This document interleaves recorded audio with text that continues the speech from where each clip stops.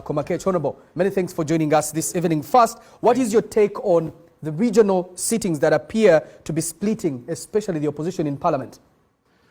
Well, I think currently I must appreciate that finally the 13th sitting will be in Gulu. And this should not be a very big surprise, but also a good beginning for testing whether in future we can have two houses where you have regional parliaments that represent the rest to the main upper house. I think the sitting in Gulu should really be in a tip-top shape.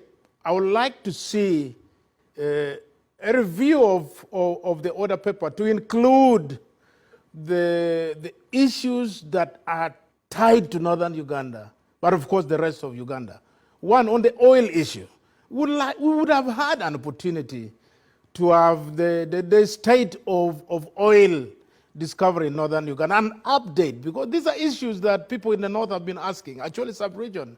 You have Jubi, you have Liège, you have all these issues, but in terms of the infrastructure that I expect when the debate on infrastructure starts, I expect a deeper analysis on the state of oil roads. Does it not go beyond Acholi or it stops in Bunyoro? What is it about? So all these are very important and pertinent issues that touches not only Acholi sub-region but the entire northern Uganda. Then two, we would like to see the issues of the software.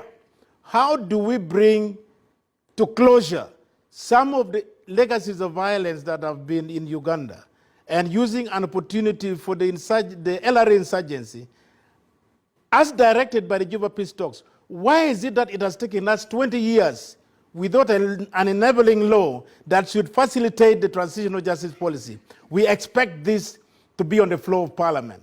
Beyond cattle compensation, we would want to see a broader understanding of a reparative agenda that bill should include. This has been a song in Parliament. It should come to fruition in Gulu, and this is the only way that the victims shall begin to feel this presence of the regional sitting in Gulu as something impactful for them.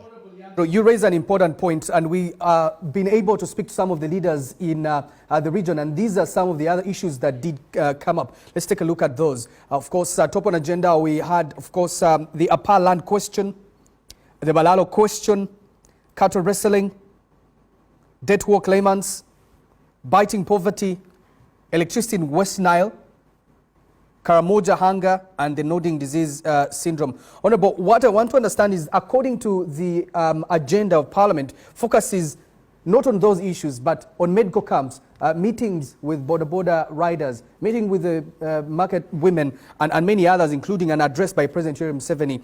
Are these pressing issues in northern Uganda that you are certain there will be no lamentations after? Yeah, I think in terms of selection of the audience to be met, I think should have gone beyond, broader than border. Would have expected to have a kind of a regional audience of the leaders in the area, so that they would raise pertinent issues that pertains into all that has been raised. But two, we also wanted to see meeting the civil society groups. They have petitions to give to Parliament. Possibly procedures might deter them.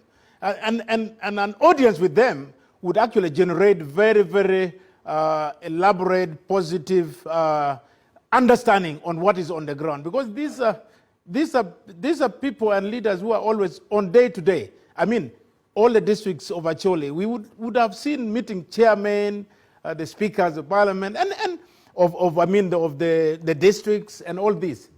Apart from what I have raised, I think I agree with those that have been put, but if you consolidate them, they become something that would be tied to a few of the issues that I've raised.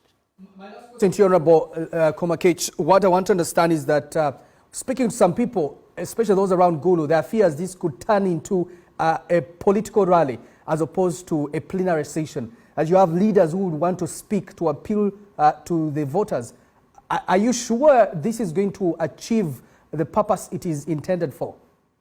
I think based on the rules of procedure of Parliament, because once the Speaker of Parliament proclaims Kaunda Ground as a precinct of parliament, I think everything else will prevail. And I hope Sergeant at Arms, without a proper building, will ensure that everybody respects the procedure of parliament.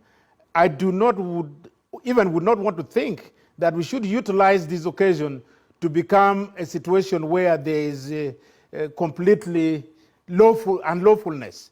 This is an opportunity for Northern Uganda to showcase on their issues that pertains to governance of this country. And this must be put in very solid and very, very, very clear terms on the floor of parliament. There is nothing like panic on these issues. We have been with all these challenges all along. So the geography is now near enough to put these issues in perspective.